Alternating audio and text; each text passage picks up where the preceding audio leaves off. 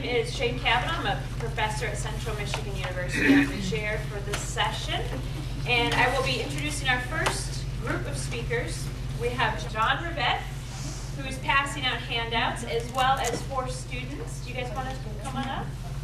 We thought it'd be easier not to, but... Not to. Okay. Well, you can't see them, but this is Zach and Hannah, Elise, and Tara. And they're going to talk about their project involving the new residential college at MSU. And let you get started. I'll take that sheet. Yep, there you go. Now you shake your hand, I'm standing on my lap. So there's handouts right there for everyone. Let me just briefly introduce the topic here and just a little bit of background and then turn it over to the students. At MSU, 45,000 students, about 4,500 faculty. It's a fairly large place, and MSU for a long time has thought that it would be a good idea to have smaller living, learning kind of environments. And so 40 years ago, a number of residential colleges were created. And this summer, a new residential college in arts and humanities was added to one that's kind of pre-law social science and engineering and natural science. And it's called Residential College in Arts and Humanities at this time. And I've been a faculty member for over 30 years at State in labor industrial relations and focusing in on Michigan labor history and doing a lot of oral history techniques to create videos and booklets and tours, guided tour kinds of things. So I was asked if I would be interested in helping out, and I very gladly and happily am part of the group now. As the handout tells you, the front page comes from an MSU Today press release that in creating a new college thought was let's record it from its beginning and let's involve the students in that recording. And so we call this whole thing the Building Stories Project. And partly it relates to building a new college in the sense of new students, new faculty, or new faculty connected in this way around this theme and the curriculum that's been developed.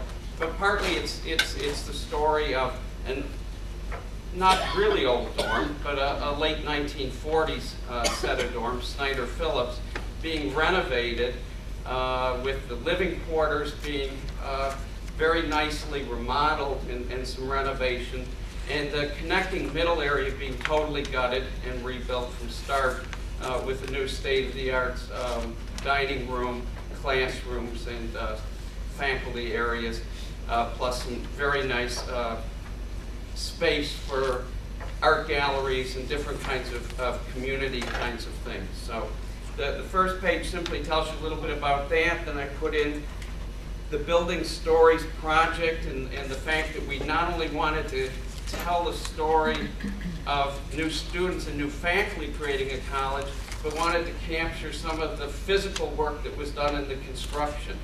And so you'll see in the next few pages that we've kind of borrowed from Studs Terkel and working theme to capture some of that history. So starting in the spring and then in the summer and now in the fall, since students have arrived, we've been doing photographs and oral history interviews with some of the construction workers and the contractors and some of the university people that have been involved with this.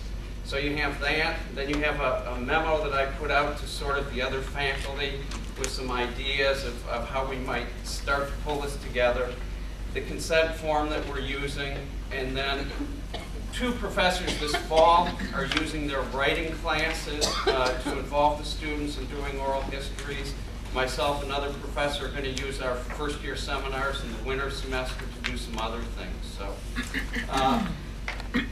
we have, I think it's 1,000 digital photos so far in this archive, and a fairly large number of interviews started. I also supplemented by doing some old-fashioned 35 millimeters so we could have display boards. So in there are some 1947-48 pictures of construction of this Snyder-Phillips, some of the early students of the late 40s, early 50s, from MSU's yearbook of the late 40s, some pictures of students that were at Snyder Phillips at that time. Some pictures of some of the contractors doing work in the summer, some student employees, and then some pictures of students and faculty starting to engage in being part of a new college. So 4 of the students who were in those seminars agreed to come make a presentation today. I think Tara's going to start, is that right? Great. Our project is a little bit different than what other people are doing and have been doing, and we decided to do a painting since, you know, it's more accessible. That's going to be displayed at a sort of gala we're having to showcase all the work we've been doing. And I interviewed Kurt Wojtkowski, who's actually right here, and he is the dining and food services manager of the gallery, which is our cafeteria in Snyder Phillips. And I guess what like really grasped me about this is how he was so excited about like all the things that were happening, and just it's sort of like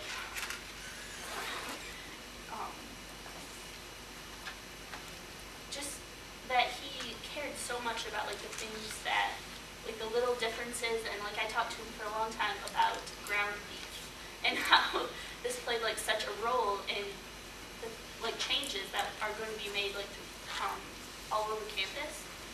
And so What are you planning to do in the presentation later in the semester? I guess our major point of it was to connect, like, starting at the roots of Justin Morrill, and our vision is like of this tree, with Justin Morrill being like just the early foundation that was set up and sort of what the residential college is based off of, and then the trunk being all the like the work that's gone into it. And looking at pictures from the archives, it's just like monumental, like the things that we've never realized that people do, with the branches, of course, being like the future of the college and like the legacy we hope to leave behind as, you know, the inaugural class of this college. What did you learn from anybody's work, or what did you learn about oral history so far?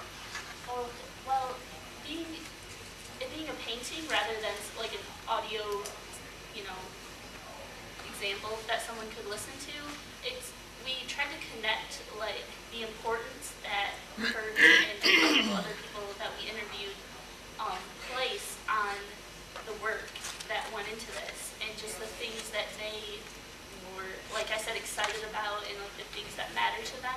So we just tried to play off that a little bit to influence how we're going to do the painting. And when is it going to be ready to present to anyone? By December 4th is when the gala is, and we have to turn them in early, of course, for approval, but it should be very exciting. Great. When we get a chance for questions, if somebody has any, we'll let you go back then. But Zach Johnson, are you going to tell us a little bit about your group? I was in Professor Sheridan's class. The assignment was almost identical to Professor Momberg's section the class of terrorism. And the purpose of the assignment, really, the goal was to have us go out and collect an oral history from somebody that was involved in a construction project. And then the second phase, you know, analyzing that and then presenting it to people and really finding a way to communicate what we learned about the project to our students and the community. And so we were all given the name and a phone number of somebody that was involved in the project, a man named Jonathan, who worked on the tile throughout the project.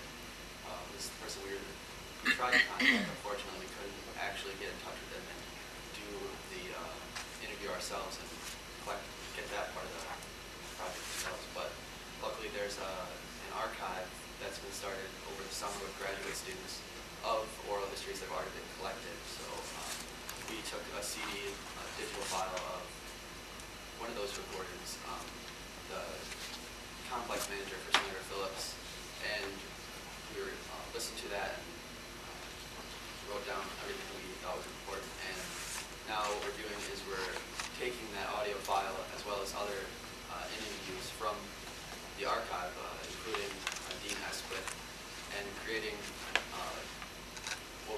centered around a sort of radio program style of a presentation that we can really put in as many formats as possible, online as simply just an audio file, but what our real hope is that we'll be able to put it with some of these pictures that are part of the archive, and you'll hear them talking about the story of how the project planning that went into this. And as you're hearing them talk about the planning that was necessary for this project, you'll see the pictures of the final result, and really get a sense of the story that you wouldn't have heard otherwise. I think that was very helpful. Thanks, Sam. So, Hannah and Elise, you're going to do it together? Talk about.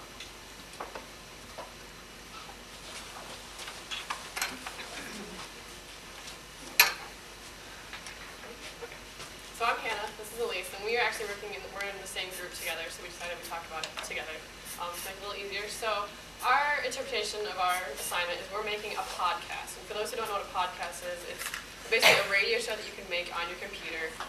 It can be people talking, it can be music, it can be whatever. So we're going to use our interviews and we're going to make our own little commercials and put that in our podcast. And I have to be honest, when I first heard about the Building Stories project, I thought it was the corniest thing that anybody could ever have done. I was like, this is totally typical of what an arts and humanities group would do, is they would want to document the whole process of making this college. But once I actually learned more about it and realized what it was going to be about, it was really, really a cool thing, and that I can come back, with my kids 20 years later and say, hey, I worked on this college, and this is what this person did, and it was a really, really cool project. I think one thing that makes the Building Stories really unique as something that we're doing within the college is that it really connects the students to people who created the college, which is something that, had we not done this project, we wouldn't really have a reason to appreciate the work that's gone into it. I think we've gotten into this college and so much work has already been put into it since the summer, and otherwise we would have no idea. Oh yeah, we've got this awesome building. It's an amazing building. We've got an amazing staff, faculty, and this is a way that we can actually really delve deeper into what brought us here and how we can continue building the college. So our first interview that we did was with the new head chef of our new cafeteria, which is called The Gallery. And it was really neat to get his perspective on getting thrown into a brand new college, brand new cafeteria, and what he had to do and what he had to go through. And he was a really neat guy, and it was cool to talk to him because we see him walking around, making the food and just checking on things, but he never seemed really close to us. He was always, there. So to actually talk with him and get his perspective on this whole new thing was really, really cool. And it was our first interview, oral history, whatever you want to call it, so it was kind of awkward, but it was still really neat to do. Yeah, and I think the actual having the element of oral history is really important in our project because, yeah, we can go around and we can take pictures and we can have our interpretation of it, but actually having an interview with a real life person is the only way we can really actually see what it was like to be doing this project, the whole conception of the college and then the construction of the actual building. So we're hoping that our next interview will be with, we have a third member of our group, Kate. She knows a guy, Nate, who is looking into coming into this college. And so we want to interview him as a prospective student and get his idea of what he thinks of this college, kind of where we were a year ago, but now that there's more of the college there, we want to see what he thinks. So we're going to try and interview him before a school day, and then he'll follow us through our classes and whatnot. And then we'll interview him again at the end of the day to see what he thought of the whole experience and whatnot. So that should be a nice, different perspective to our project that we can add into our podcast. A couple of questions before I let you sit down. I actually don't even know the answer, and I shouldn't answer the question. I don't know the answer. Using a similar kind of digital video voice recorder? We actually used Or- a Mac, a computer, Okay. using a system on there called GarageBand, which is basically a recording program, and then you can tweak it and edit it and do all sorts of things in there. We just found it to be the easiest way And to do it. it's set up so you can actually